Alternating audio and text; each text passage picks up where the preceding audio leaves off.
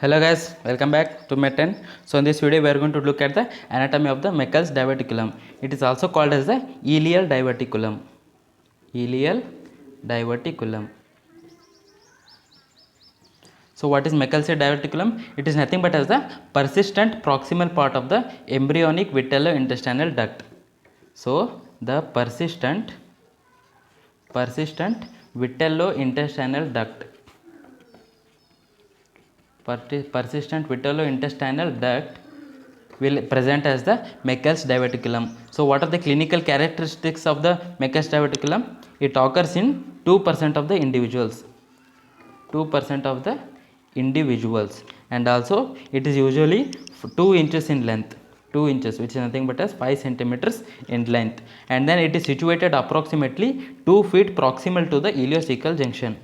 So 2 feet proximal to the ileocecal junction. And what is the fourth characteristic? It is 2 times more common in men. 2 times more common in men. And then the caliber and structure of its wall are similar to that of the ileum.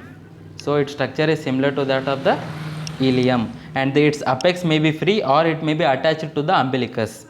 So the apex of the Meckel's diverticulum, it may be either be free or it can be attached to the umbilicus. And then if it is attached to the umbilicus, it is commonly attached to the anti-mesenteric border of the ileum, and then it may sometimes contain the ectopic gastric mucosa or also the pancreatic tissue. It may also contain the gastric mucosa as well as it may contain the pancreatic tissue. So this is about the clinical characteristics of the Meckel's diverticulum. So if this is the foregut that you are seeing, and then the midgut will continue like this. This is the hindgut. So this part is the foregut, and this part is the midgut, and this is the hindgut. So projecting from the midgut is the vitello-intestinal duct connecting to the yolk sac.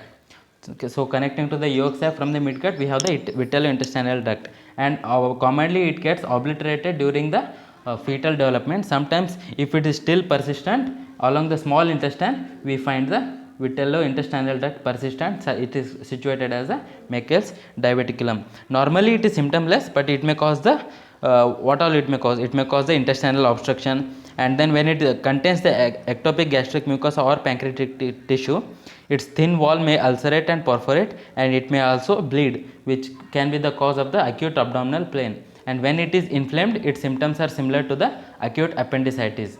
So what are the characteristics of the Meckel's diverticulum? Commonly it is remembered as a mnemonic of twos, the rule of twos, which is nothing but as it is 2 cm. It presents in 2% of the individuals. It is 2 inches in the length, and it is 2 feet proximal to the ileocecal junction, and it is also 2 times more common in men. So this is about the anatomy of the Meckel's diverticulum. If you like the video, make sure to subscribe and hit the like button, and also share it to your other friends and people. Thank you so much.